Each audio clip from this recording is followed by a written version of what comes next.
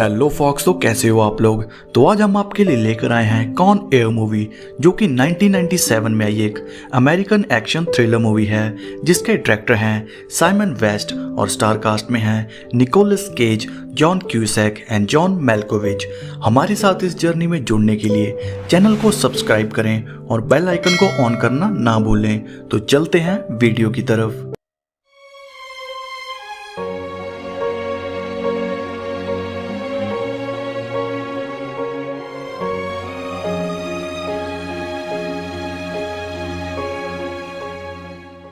Movie की शुरुआत में हम आर्मी सोल्जर्स को देखते हैं जो कि ऑपरेशन डिजर्ट स्टॉर्म से वापस अमेरिका आ चुके थे और अमेरिकन ऑफिसर उनको प्राउडली वेलकम करते हैं। यहीं पर हम कैमरन को देखते हैं। उसके बाद हम एक बार में ट्रेसी को देखते हैं, जिससे मिलने उसका हस्बैंड कैमरन आता है। यहाँ पर ट्रेसी उसे रिवील करती है कि वो उसके बच्चे की माँ बनने वाली है। कैमरन ये सुनकर बहुत ही ज्यादा खुश हो जाता है। यहाँ पर डांस करते हुए ट्रेसी को एक आदमी छेड़ने लगता है।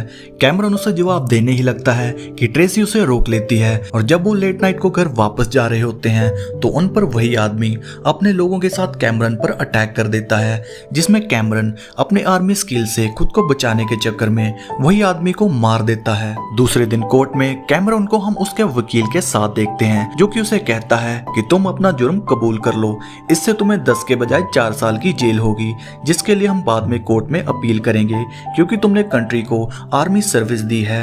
लेकिन कोर्ट में जज कैमरन को कहता है कि तुम्हें आम लोगों पर अपने आर्मी स्किल से फाइट नहीं करनी चाहिए।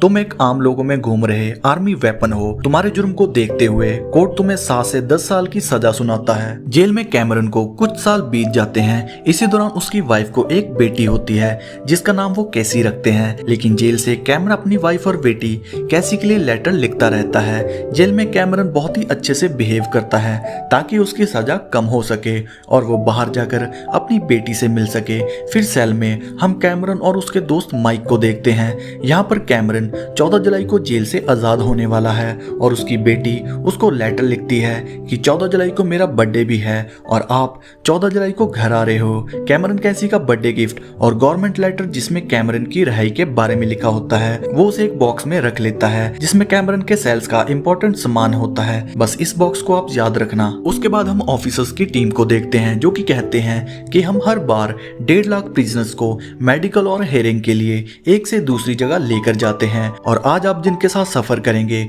वो दुनिया के सबसे खतरनाक क्रिमिनल में से एक हैं और मौका मिलने पर वो आपको मारने में जरा भी नहीं चूकेंगे।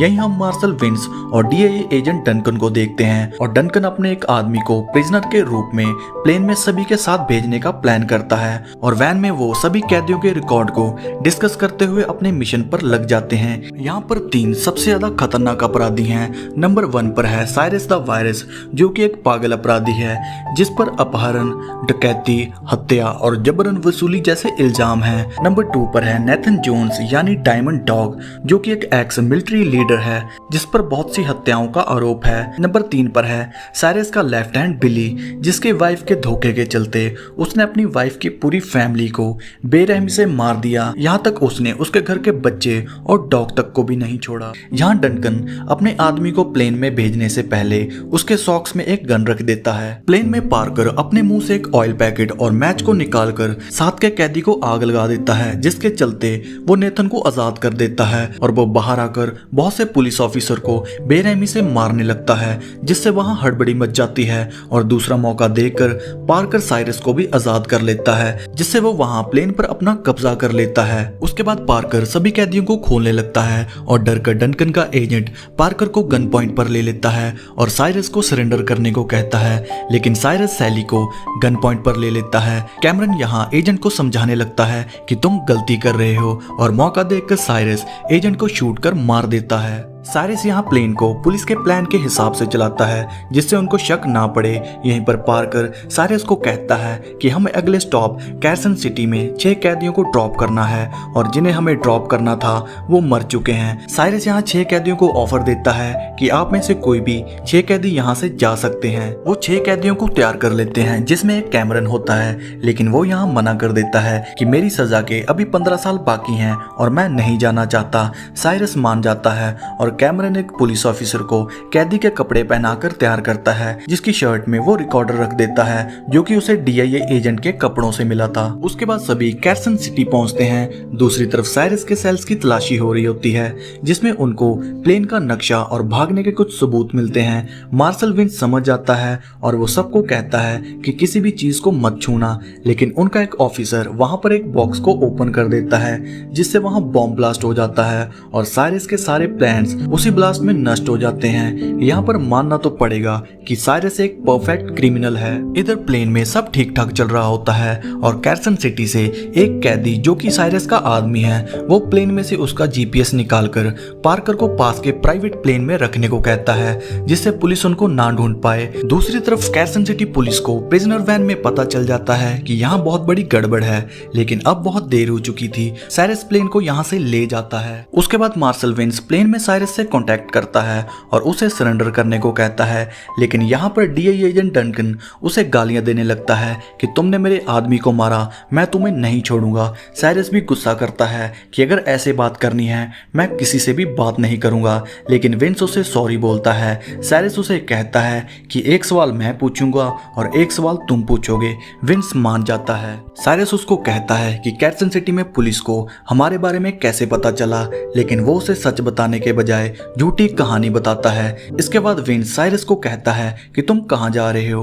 वो कहता है डिज्नीलैंड जा रहे हैं। विंस कहता है तुम झूठ बोल रहे हो। साइरस कहता है तुम भी तो वही कर रहे हो। इसके बाद विंस अपने सीनियर को मिलता है और उसे कहता है कि मैंने कैमरन की प्रोफाइल पढ़ी, वो मिलिट्री ऑफिसर है, वो थोड़ी देर में आजाद होने वाला था, शायद वही हमारी हेल्प कर रहा है और हमें एक प्लान बनाना होगा ताकि हम उन तक पहुंच सकें। लेकिन डंकन उन्हें कहता है कि वो सारे क्रिमिनल हैं जो कि देश और समाज के लिए खतरा हैं, उन सबको ट्रैक कर मैं मार दूंगा। इसमें विंस का सीनियर ऑफिसर भी कुछ नहीं कर पाता और डंकन चॉपर लेकर उनको ट्रैक कर वहां से जाने लगता है। प्लेन के लैंडिंग गियर के प्रॉब्लम के कारण साइरस नेथन को नीचे चेक करने को भेजता है। यहाँ नेथन अपने साथ कैमरन को भी लेकर जाता है और जब वो नीचे जाकर देखते हैं तो उन्हें लैंडिंग गियर में पार्कर फंसा हुआ मिलता है, जो कि कैरसन सिटी से भागने के कारण गियर में फंसकर मारा गया। नेथन उसे नीचे फेंकने को कहता है और मौका देकर कैमरन उसकी शर्ट पर मार्शल विंस के लिए एक मैसेज छोड़ देता है। उसके बाद वो उसे प्लेन से नीचे गिरा देते हैं,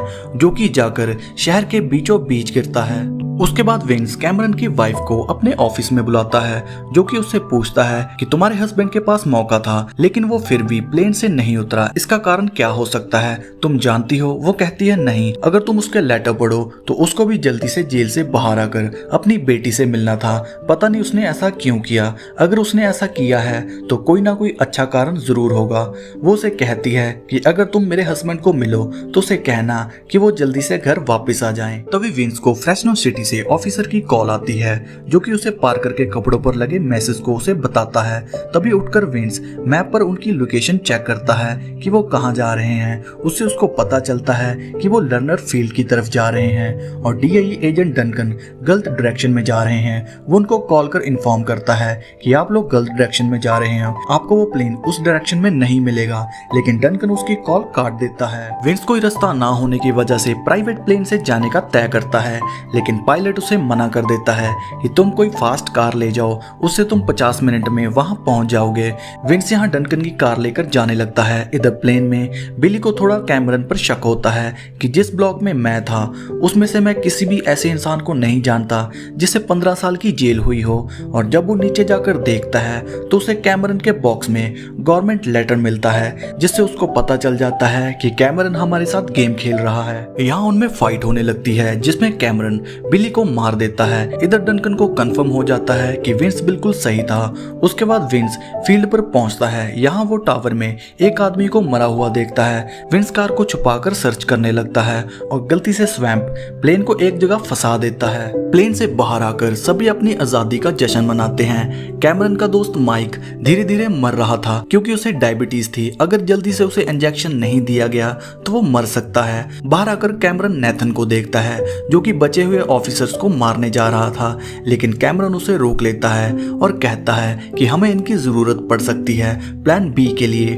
उनकी बातें साइरस सुन रहा होता है और वो नेथन को कहता है कि सभी ऑफिसर को छोड़ दो। कैमरन यहाँ साइरस के लोगों को बिजी रखने के लिए उसे कहता है कि हमें इस प्लेन को यहाँ से निकालना होगा। साइरस भी उसकी बात मान जाता है। इसके बाद विंस कैमरन को देख लेता है और कैमरन फर्स्ट एड किट को ढूंढते हुए एक गैरेज में आता है जहाँ फ्रांसिस्को के आदमी उसे गन पॉइंट पर ले लेते हैं, लेकिन तभी वहाँ विंस आ जाता है और मौका देखकर कैमरन सभी को मार देता है। विंस कैमरन को कहता है कि मैं तुम्हारी वाइफ से मिला, लेकिन तुम यहाँ क्या कर रहे हो।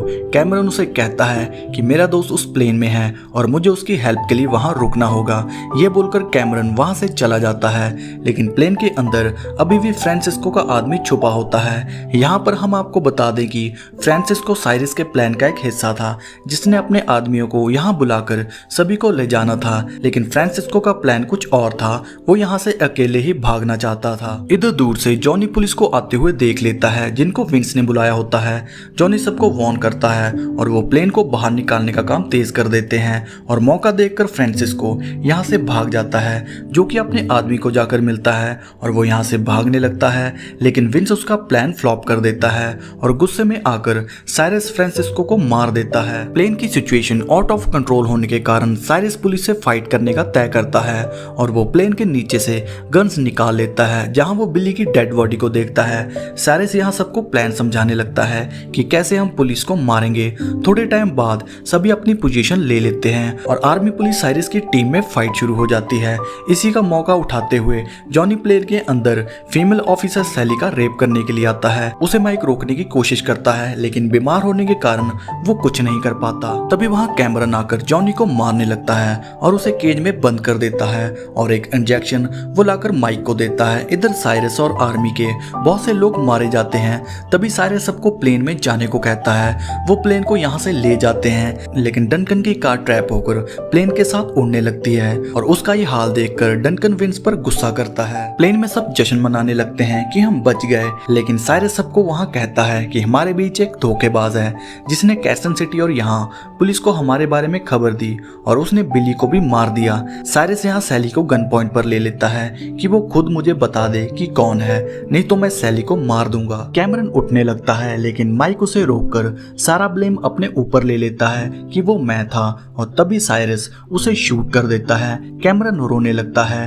और साइरस अपने पॉकेट से कैमरन की बेटी कैसी का लेटर निकालकर पढ़ने लगता है। यहीं पर उनका पीछा करते हुए विंस अपनी टीम को लेकर आ जाता है। दोनों एक दूसरे पर गोलियां चलाने लगते हैं और प्लेन में अपने दोस्त की हालत देख कैमरन सबको मारते हुए पायलट के पास पहुंचता है। इधर सैली साइरस के सिर पर वार करती है, जिससे वो बेहोश हो जाता है। डनकन प्लेन पर मिसाइल अटैक लॉक कर लेता है। वो शूट करने ही लगता है कि तभी कैमरन रेडियो से उसे कहता है कि सब कंट्रोल में है, प्लीज शूट मत करना, लेकिन डनकन उसकी एक नहीं सुनता। विंस उसे समझाता है कि वो हमारे साथ है, उसकी एक बेटी और वाइफ है, प्लीज ऐसा मत करो डनकन। डनकन मान जाता है और फायर को होल्ड कर देता है। कैमरन पायलट को कहता है कि प्लेन को कहीं लैंड करो। वो कहता है कि इंजन पूरी तरह डिस्ट्रॉय हो चुका है, अब कुछ नहीं हो सकता, हम सिर्फ क्रैश करेंगे, लैंड नहीं। तभी उनका प्लेन आउट ऑफ कंट्रोल होकर लास वेगस की सड़कों पर तबाही मचाने लगता है, लेकिन फाइनली वो एक कसिनो में आकर क्रैश हो जाता है। प्लेन को पुलिस चारों तरफ से घेर लेती है ताकि कोई भी कैदी वहां से भाग ना सके। प्लेन में से सभी कैदियों को पुलिस पकड़ लेती है और माइक को एम्बुलेंस हॉस्पिटल में ले जाती है। मार्शल विंस जब प्लेन को चेक करता है तो उसे साइरस कहीं नहीं मिलता। साइरस यहाँ प्लेन के नीचे से अपने दो साथियों के साथ भागने लगता है और इधर सैली कैमरन को किस कर थैंक यू बोलती है। दूसरी तरफ साइरस और उसके साथियों को भागते हुए विंस और कैमरन देख लेते हैं। लास वेगस की सड़कों पर विंस और कैमरन साइरस और उसके साथियों को मार देते हैं और आखिर में कैमरन अपनी फैमिली को मिलकर गले से लगाता है और यहीं पर इस कहानी का एंड हो जाता है। वीडियो अच्छी लगी हो तो इसे लाइक, शेयर, कमेंट और चैनल को सब्सक्राइब जरूर करें।